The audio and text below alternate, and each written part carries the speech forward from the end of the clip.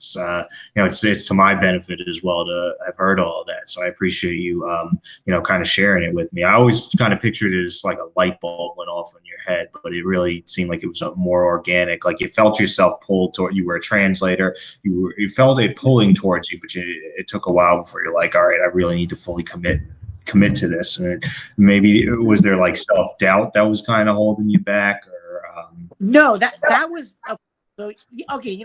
That's a great question. And Eric, you really hit on the head of what some people call the imposter's syndrome. Am I yeah. really that good? And I did have some of that. It was like, am I qualified to teach? And I guess I never doubted myself as a lower level teacher, but to kind of put myself on the map as an international presence was something that I said, hey, I'm just a guy, right? But Mm-hmm. one of the things that happened was, and I developed my own approach to what for people who don't know martial arts, it's a thing called the guard, which is a move on the ground, but it's something that I developed based on my training in a lot of different arts, and it's pretty new and revolutionary. So that got me a lot of acclaim for that innovation. And I also, someone asked me, there are these things called Howcast. It's a site where they approached me, they said, would you do a video series on martial arts and MMA and submission fighting? And I said, sure. And that got me a lot of notoriety, and people were very, very, they had very positive things to say about that video series that I put out there. So I guess that was a moment where I felt, hey, yeah, I fought, I did very well in my fights. I mean, I'm not the world's, toughest guy, but with the bum leg from my car accident in Japan, and I still fought many times and came out pretty strong, even though giving up sometimes a lot of weight and age to my opponents. I said, hey, I know what I'm talking about. And so I didn't feel imposter syndrome as much, especially as the notoriety came because for the rack guard system and also for the video system that I put out on the internet. And I still to this day get people who come to Radical because they say, hey, we saw your video system, we saw your guard, we loved it, and we'd love to train you. People, you train at Radical, so people come from all over the world. Yeah. We had guys visiting from Japan, from France, from where else? From Canada. Many, all over the place coming to visit to learn. And one of the things, there was a fighter from France, and his instructor is very, very famous ex-UFC fighter. And he specifically told him, when you go to New York, train with Rene. I had no idea that this person even knew who I was. But that to get that level of recognition was really wonderful. It was an honor. And as I said, I'm certainly not the toughest guy in the world. I'm not the best fighter in the world, but I do take pride in what I do.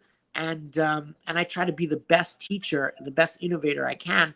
And it's definitely wonderful to get the accolades and appreciation from people in your world. It's a wonderful thing. But I will say this: it's getting a little long. I did not want to open up an academy for a long time because I thought I would have to compromise my integrity and teach whole kind of stuff that doesn't work. And Yeah. I saw that. So it's especially in New York, it's very hard to pay the rent if you teach legitimate martial arts, because legitimate martial arts is hard. Eric, when you train our academy, you know how hard it is, right? Oh yeah, I can attest to that. Yeah, and you also you made a joke before about how much I'm always like, that's wrong, fix it. That's wrong, fix it. And that's a hard thing to hear. So it's much easier to retain students if you don't actually teach them valuable skills and have a very rigorous approach to technical excellence. I approach our academy the way you would approach any field, where this is the right way and you have to do this right. If you're a physician, you have to do it right. Well, we're the opposite. We don't heal, we hurt. but it has to be involved in self-preservation. This is the way you protect yourself. This is the way you fight. This is the right way to do it. And we're striving for excellence. That is what martial arts is all about. The words kung fu, we've all heard the words kung fu.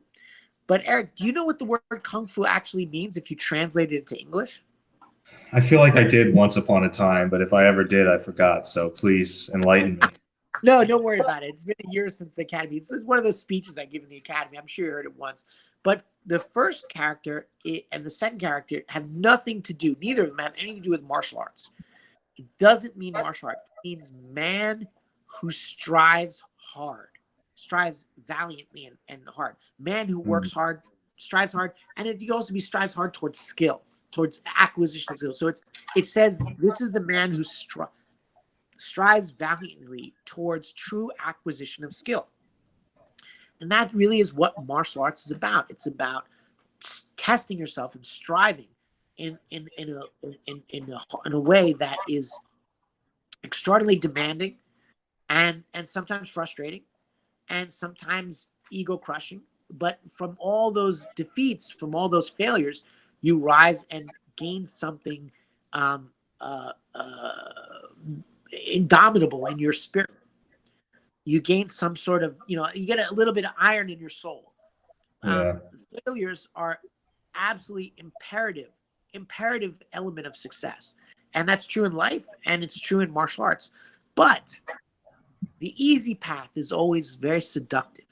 And so in the commercialization of martial arts, most martial arts instructors teach mostly towards children. They don't teach real martial arts. They teach Asian-inspired aerobics. And that's true, which is nothing wrong with that. It's not really martial arts. It's nothing to do with anything other than aerobic movement, which is not wrong, but that's not really martial arts anymore. It's not martial. And the other thing is teaching adults in ways that lack integrity, meaning you're saying, hey, I teach you self-defense, but what you actually teach will never, ever, ever functionally work. Or you're saying, hey, I'm going to rank you at this level of skill, say black belt, but it's not anywhere really reflection of actual skill work. It's just a reflection of how much money you paid the instructor. And Yeah. that's good for the instructor's bottom line, but it's terrible for the martial arts. And so I saw that as endemic to the martial art world, where people would sell out and create what we in the martial world call a McDojo, like Yeah. McDonald's. I'm familiar with the term. Right, right, right. And I know you're Like familiar. bullshido. There's Yeah, also. bullshit. Right, very exactly. And I said, I need to. I won't open up a school if it has to be a McDojo in order to. And there Yeah. was a time before the UFC got big where you couldn't really do that. That if you wanted to open up a martial art academy, you really had to mostly focus on teaching the chaff, not the wheat, Yeah. and because the wheat is harder. So Yeah. maybe some academies would have their top 1%, which would be here, and then the 99% would be over there, or sometimes it would be 100% of make believe, whatever. But that was the kind of the way things were, and I said I don't really want a part of that. I need to have Yeah. integrity. I learned under some amazing masters in Japan who were nothing but integrity, and they never charged me. Um, and one thing one of my instructors said in Japan, he said, "Of course, Rene, when you go back to America, you can teach, but teach correctly." And I understood that to mean a certain way and a certain level of integrity. Not he wasn't talking about just technique. So Yeah. I never thought of it as a martial arts as a vocation. I thought of simply as an avocation, as something that I enjoyed and that I would share with people, not something I would make my life my livelihood from. However, with the explosion of mixed martial arts and an interest in real world combat, suddenly I was like, wow, hey, there are a lot of people out there who now recognize that this is real and this is a valuable path. And over here is not real. And maybe there's some value to that. That's fine. But not in the same way, not in the martial context, right? Just Yeah. because it's not martial doesn't mean it's bad. I'm not saying that. But what I'm saying is, don't misrepresent something with what it's not, Yeah. Tai Chi is a wonderful discipline. Wonderful for making sure your heart rate is slow and this and that, and it's beautiful and it's artistic. but it's not going to save you in a self-defense encounter, right? Yeah. And It's the so reason there that's are what no Tai Chi masters in the UFC. there are not.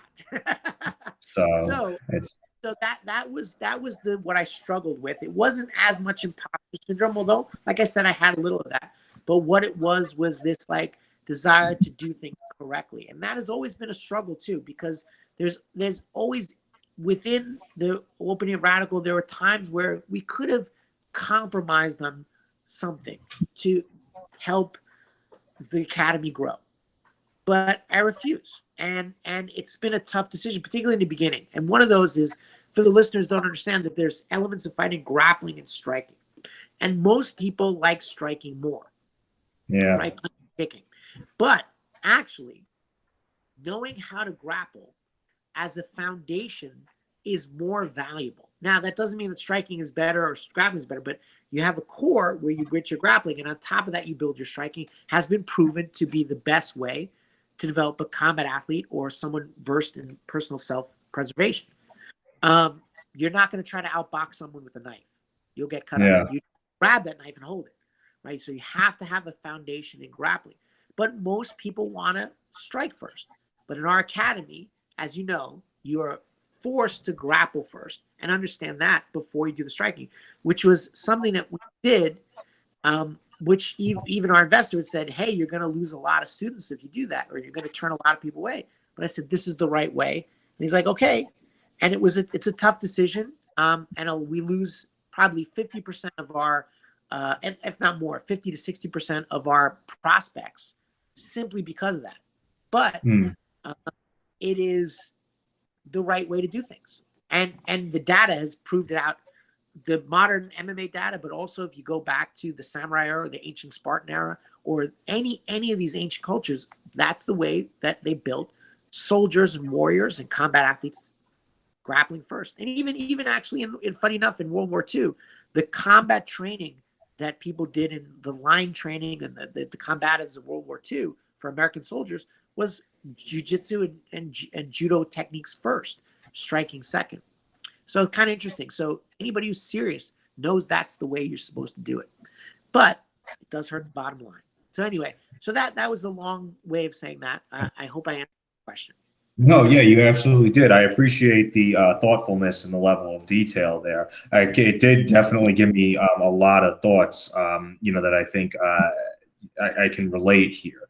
I can certainly, when you say, like, you don't make it easy on people, I can attest to that, because, in like striking class, it's always, keep your hands up, fix your stance, stop shrugging your shoulders. And then every time when you get that feedback and then you fix it, it's like, oh, now you're shrugging your shoulders again. Stop doing that. Fix your stance again. So it's definitely not easy and requires a thick skin, excuse me.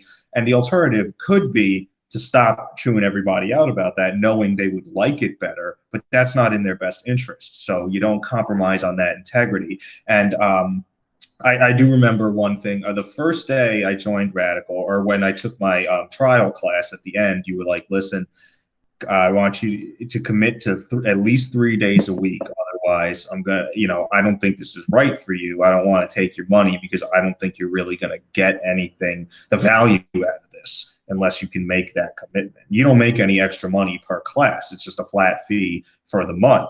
So that was part of the whole, doing business with integrity. It's like, I will take your money if I know I'm providing you the requisite value here, which was that was a big pull for me. I was like, okay, like I'm confident, I'm not being fleeced here, which was great, because there are so many McDojos. That's something people need to be concerned about. And, your points, there's some general truisms about business in general, not necessarily just particular to martial arts. My career has been in sales, account executive for tech companies.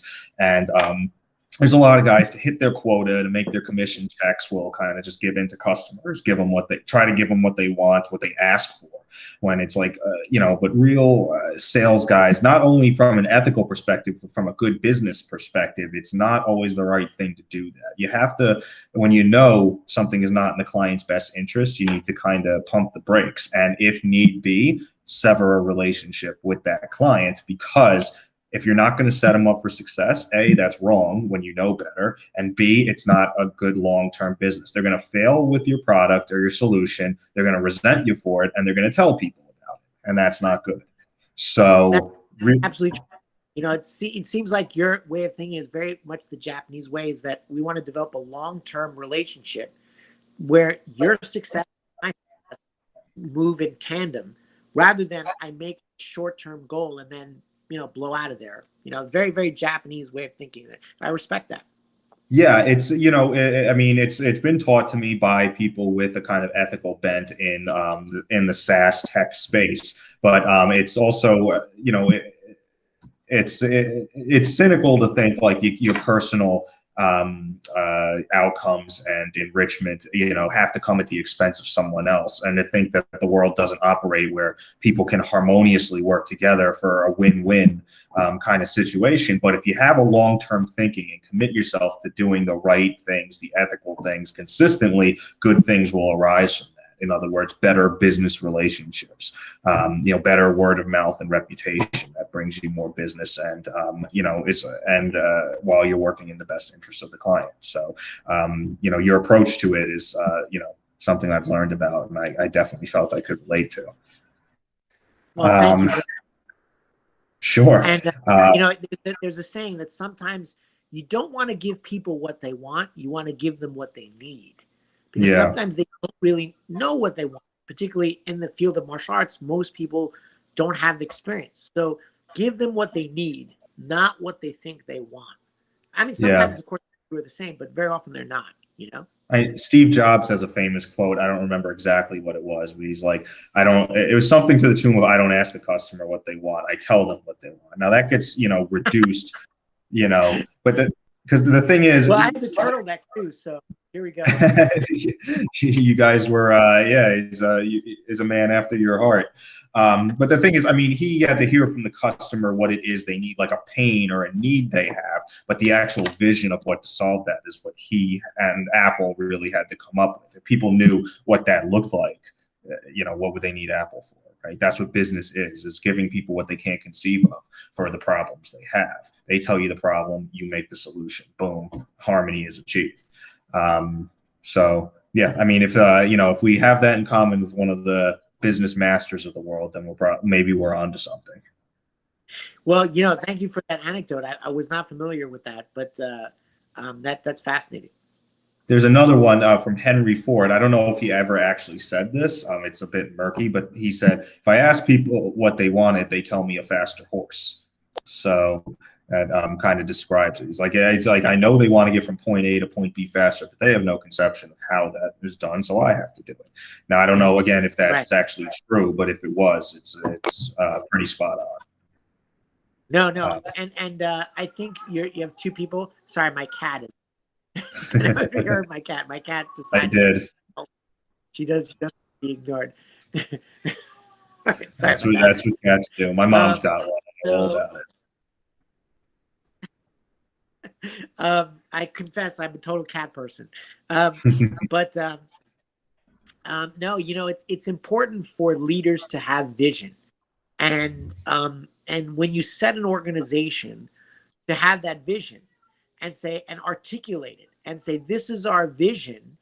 This is how I'm going to implement what your needs are. So someone comes to me and says, I want to be able to feel safe late at night, you know, walking down the street, or home invasion scenario, whatever. I want to feel safe.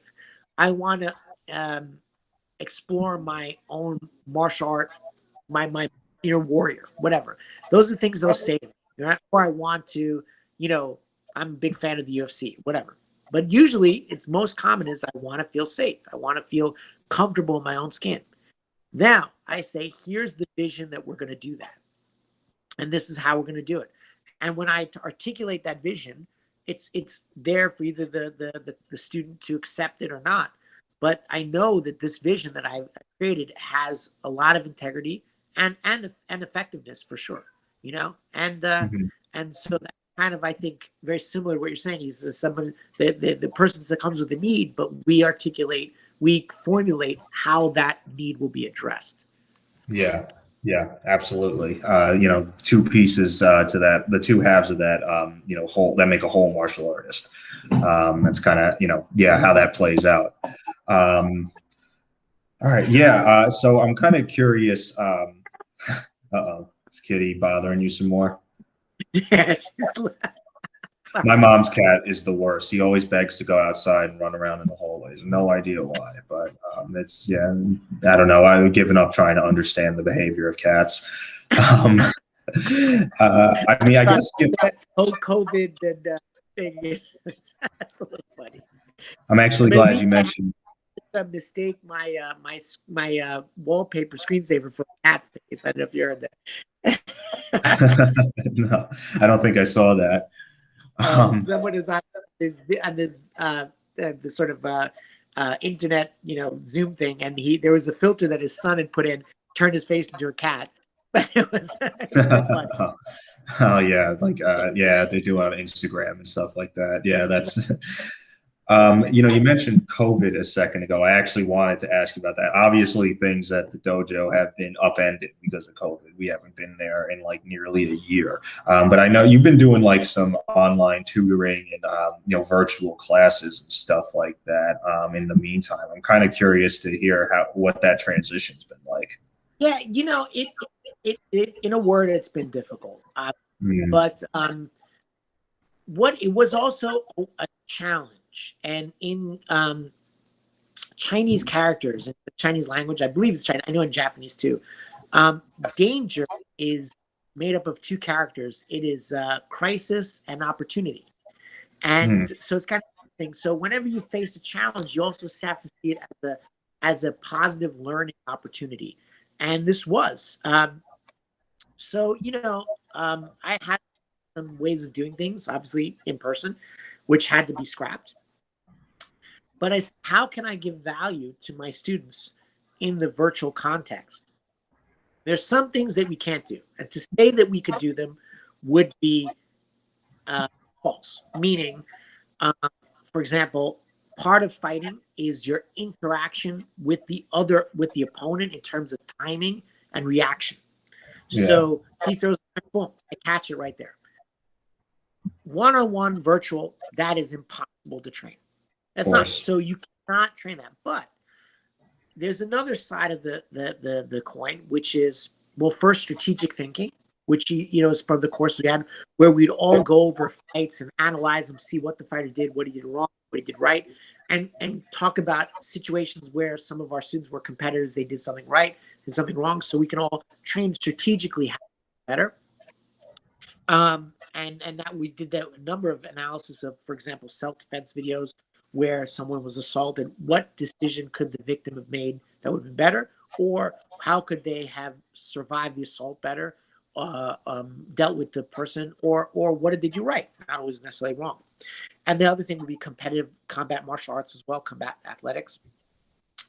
Fighters who showed really good strategic thinking. And so we did some of that. And the other side is what I call sharpening the samurai sword, where, okay, you're swinging and hitting the person. That's important. But if the blade is dull, you don't do anything. So a lot of the work we had was a one-on-one work of making your own body's movement as efficient and as effective as possible in terms of biomechanics. Hmm. So if I'm out of balance when I do a certain move, like for just an example, a punch, but my spine is out of alignment, I'm off balance, that punch won't have any power. So what do we do is really work on the form of that punch over and over again to make sure that every time we execute it, we're in perfect biomechanical efficiency. And then transitions between moves, particularly in the jiu-jitsu context, how to move. In Brazilian jiu-jitsu or in grappling in general, there's a certain vocabulary of motion. So whatever sport you play, you're going to do some type of movement that are, again, biomechanically efficient, but then also are specific to that sport. For example, baseball, you reach your hand up and you catch a baseball. Now, if I Yeah. caught a baseball, I honestly, I don't know baseball, but I know they put the glove like this and they catch, and I'm sure there's some technique there. Now, if I put the glove over here and caught it this way, there's very likely that I would tear my rotator cuff. You know, like this, I catch this way, bring my hand too far back. Obviously, I don't play baseball. I'm kind of making an example here. But Sure. there's a biomechanically efficient way to catch that ball. And the ball is part of baseball. There's no ball in martial arts, but there is an arm, there's a leg, there's your body. So how are you dealing with your opponent's body, but in a way that will maximize your effectiveness and minimize your chance of ever being out of balance or in a position where you could get severely injured?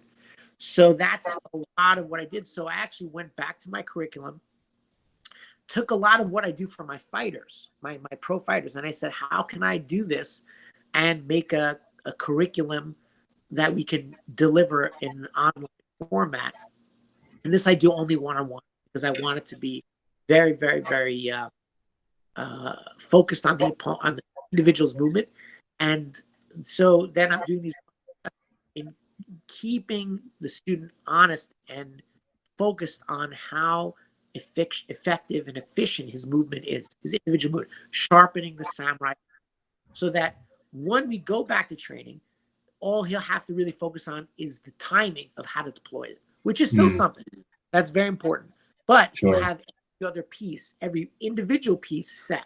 He'll know exactly what to deploy and in what manner to deploy. Just the timing of the deployment will be what we'll have to practice with the opponents. So that's that.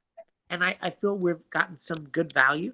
I have some students who actually go from quite far away from another state. And one of them had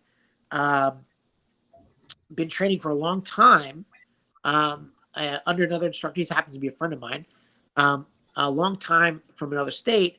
And we were doing this program, and his instructor in that state hadn't seen him for a long time. When COVID decreased a little, he was able to do a private lesson with that instructor. The instructor commented on how much better he got. And he's like, wow, this is tremendous. And actually said that he would promote him a rank very soon. So even without the group classes, just doing this fundamental understanding of your body, he improved a tremendous amount. And so this was a great opportunity for me to say, how can I improve the Radical curriculum? And when I reopen, so you'll see this, Eric, when we reopen, the curriculum is going to be taught in a very different way, and I think an even more effective way to make you better faster. So it was my opportunity. This crisis was my opportunity to respond and evolve, and I'm hoping that I did. And you're going to see big changes in the academy, and I hope in ways that will bear tremendous fruit for our students. That sounds awesome. I'm really looking forward to it. I mean, another thing, I know we've like switched up techniques and stuff like that as you discover better ways to do them. And it always, again, it helps to reassure that we are learning, always what's modern, what we know to be more effective, rather than being steeped just in tradition for the sake of doing so. But it also adds an element of fun to it because there's always new stuff out there, which is great. And so I'm looking forward to a whole new experience when we get back. I mean, some of it will always be the same. It's still fighting and punching and choking and stuff, but there's going to be a new twist on it. And it's, I think it's a very positive thing that you've managed to take what is a worldwide crisis and make something, improve something because of it. Rather, it's, I'm sure it's easy to let despair sit in, especially when your business is so impacted. But clearly that hasn't happened. No, I have to be honest. For the first couple months of COVID, it was a big blow, and I discovered something, and like inner, we were talking about imposter syndrome and things like that, but we all carry some of these inner like insecurities or daddy mommy issues kind of thing, and I always wanted to feel that that I kind of made my parents proud, and my mother is not really the happiest that I'm not that I abandoned my PhD, and then I'm not a translator more, and she wanted me to be more white collary and all that stuff, right? Yeah, traditional.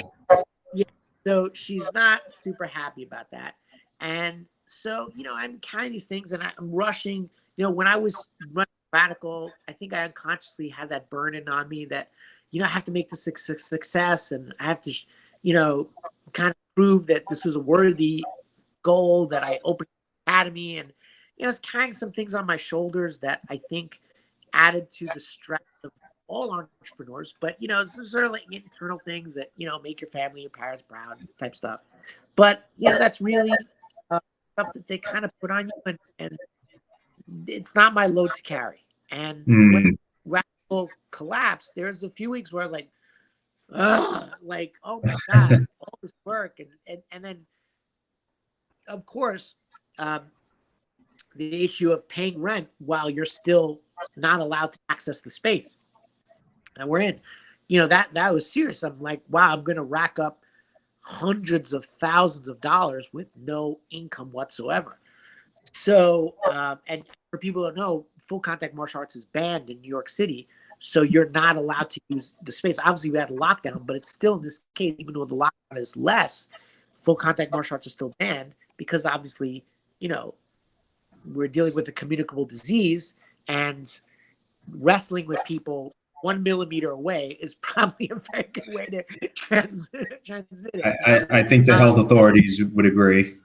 Yeah, right. And so that's why Governor Cuomo says you actually cannot do full contact martial arts. But that's really impacted, I think, along with the restaurant industry, probably the full contact martial art industry is probably the worst affected, because we actually are full contact. We're right there in each other's faces, and Sure. there's sweating and grappling and all this kind of thing.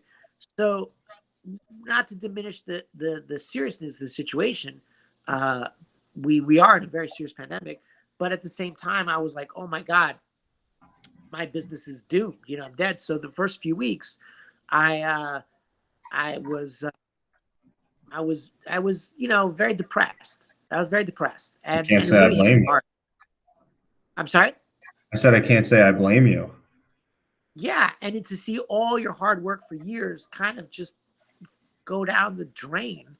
It was a very hard road, and so I I took solace in delicious food. Food A therapy. little too much, and there was like 3 weeks of just like hiding under the covers for a second. It was just a disaster. And then I came out. I was like, okay, okay, okay.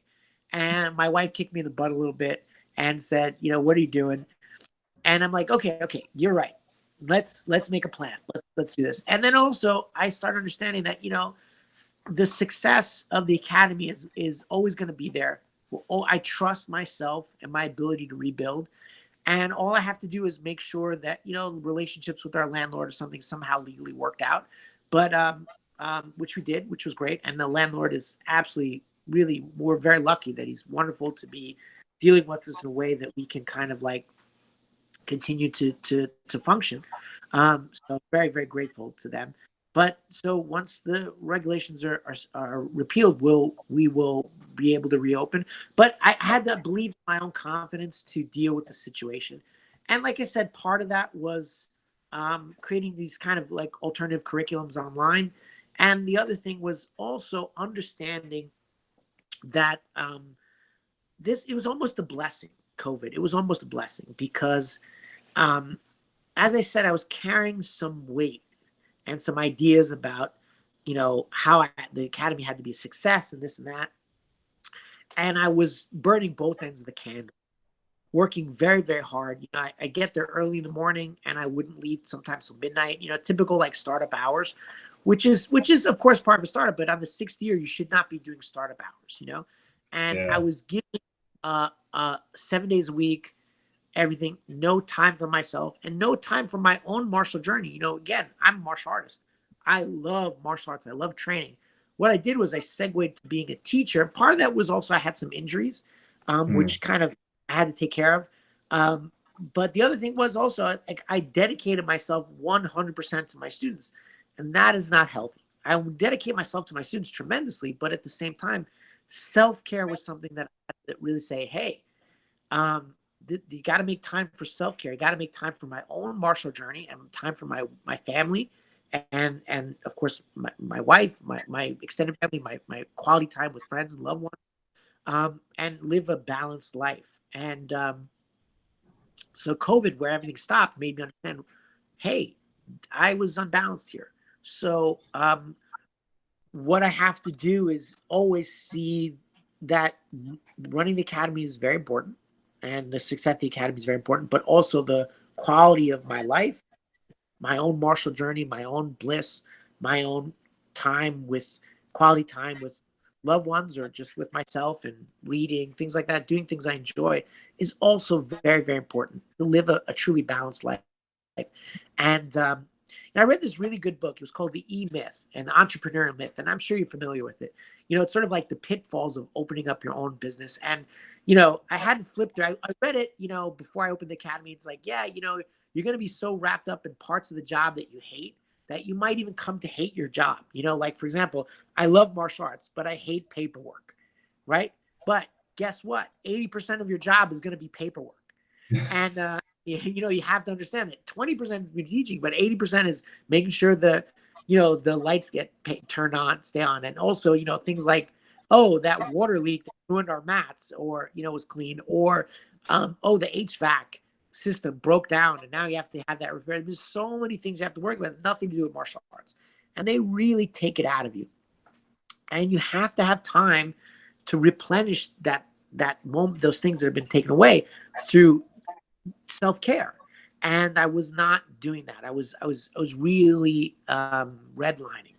So it took me it took the COVID to realize that. And so now I'm refreshed, coming back once you're open. Of course, I'm still going to be very committed to all my students, but at the same time, create structures where I don't redline and also see my own martial journey as part of the journey of the entire academy. And that's really important. And part of that was during COVID, I've had 2 surgeries to fix the injuries that I had. Most of the injuries, the serious injury I had was not from martial arts. For those people interested, like, I had a very serious car accident in Japan years ago. And it's over time, it's come to really bother me.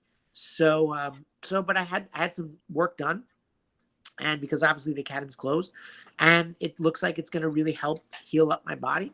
Had some other things taken care of. And so I'm using this time to also max out my medical coverage and fix my body and heal. So it's great. So I tried to use the time very wisely in self reflection, in reflecting on the what the product I could offer and how I can improve it, and then also trying to understand what a balanced life will look like that will be joyful for myself, my family, my wife, and everybody in my circle, my students, everyone. So that's kind Yeah. of like the COVID experience in a nutshell. Gotcha. And I think there's a lot of great points to unpack there. I mean, work-life balance is definitely something I think all entrepreneurs struggle with. It become the lines really become blurred. And the thing is, what you pointed out is devoting yourself 100% to something like that. It isn't in your best interest as a person, or even in that of your business, because the mental burnout can fatigue you and decrease the quality of what you offer. So for your own sake, as well as for the sake of your business, sometimes it's very important to step away. Like whatever there is that needs to get done, sometimes it can wait for a little while you kind of level out and make sure your mind and body are okay. But also, like, in the midst of disaster, which COVID or not, there's always going to be some, I'm sure, as you're basically a part-time firefighter as an entrepreneur. There are some important takeaways in what you said. One is that validate your feelings and kind of let them out. If for a little while you got to eat a tub of ice cream every now and then, or sleep until noon, then do it. All right, get it out until it's like it doesn't feel until you can feel like you can move on. But then you got to move on, make a plan, be productive, and lastly, find the opportunity in the crisis. A lot of the greatest entrepreneurs, since they're all faced with crisis, will find opportunity in it. It's there, and if you find it, that's how you overcome and succeed. That's what I took away from what you just told me. So Yeah, no, absolutely fantastic. I mean, I guess with that having been said, I really just have one more question for you. Do you have any like parting words of advice for entrepreneurs, be they in the martial arts space or just in general? Yeah, no, that's a great thing. Now, I would say that this entrepreneurial journey was a wonderful life experience in so many ways. I am. Uh, what's the word I'm looking? So almost genetically predisposed to not liking having a boss. So Mm. like, I mean, I love being my own boss. I love being the captain of my own ship and being able to run the product and the relationship I have with my students, everything in the way I see fit, and to contribute to the world in the way I have. And one of the things that I'm most proud of, and we have, we have tons of champions, pro, amateur, whatever, right? World champions. But right now, 22 students of Radical since we opened were involved in serious life, possibly life-threatening self-defense scenarios. And in all 22 cases, our students were able to defend themselves fully and take control of the situation, or in one case, escape.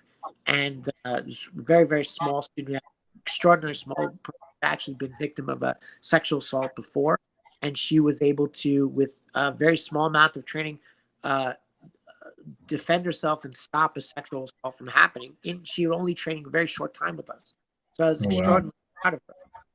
And also very, very, very, very petite woman, not a person who was, combative in any way, but also Yeah. other who at his job, one of his coworkers just flipped out, took an exo knife and tried to slash his face. So, Oh, Jesus. yeah, and he was able to completely take control, do a kimura. You know what a kimura is? Kimura Yeah. grip on it, take control of the weapon, and protect himself. And I said, it's these 20 or so people who have had situations which could have gone really, really bad, and but with training with us, they were able to handle that situation. That's the thing I'm most proud of, and Yeah. had this positive impact on people in real life-saving ways, right? And and so that's great. And also just the people come in and just blossom like yourself. They come in and blossom in our academy and become the best versions of themselves. And it's just wonderful to see. So you have this vision if you're an entrepreneur, whether it's for the best cupcakes in the world or the best martial arts or whatever it is. That vision is something very valuable, and understand that that can be a great contribution to other people, and compromising on that vision is something that I refuse to do. That being said, adaptability to the circumstances of the moment, like you said, the crises, the HVAC. Okay, we're in this. Maybe COVID will force us to move. It looks like it's not, but I was very seriously thinking, oh, COVID might force us to move and reorganize in a different place and force changes in the curriculum, force this, force that. Oh, working with this.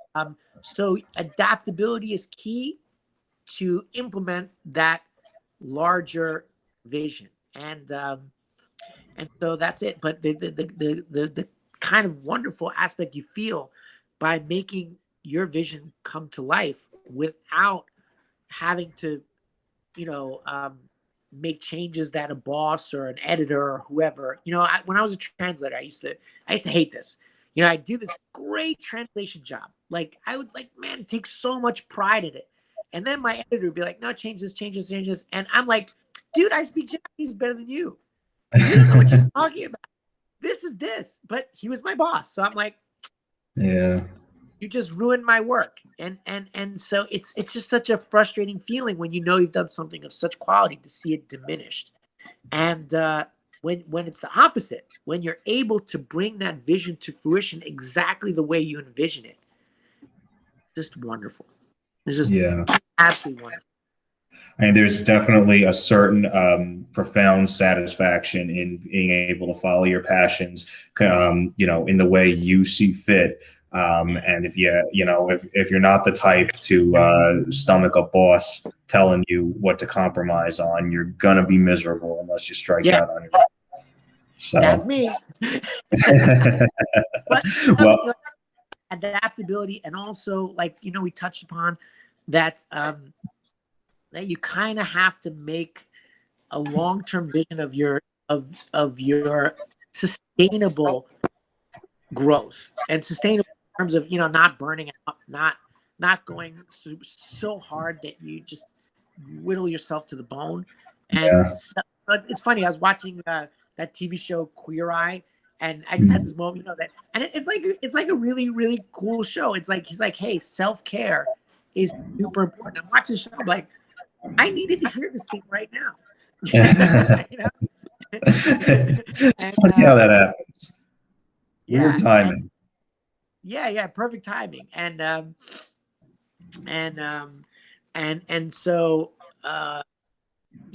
adaptability, balance, um, very important. I would say that. And it's funny, but like I said, that E-Myth, the book I said, it was like page 88. Hey, don't burn out, yeah, why balance, like, it goes back to that knowledge of, like, running your own ship.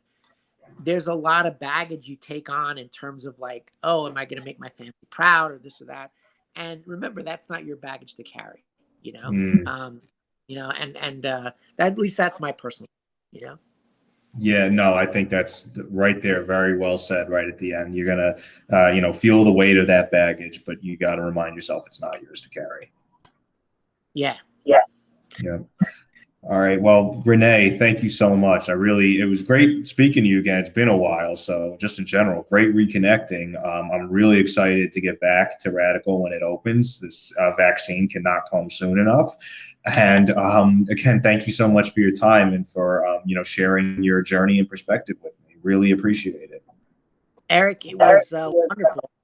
The questions you asked were just made the conversation so grow organically, and I think we touched on some points that were very personal, but also could help people. And thank you for the opportunity to be here.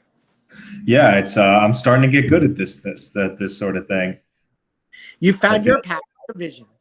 exactly.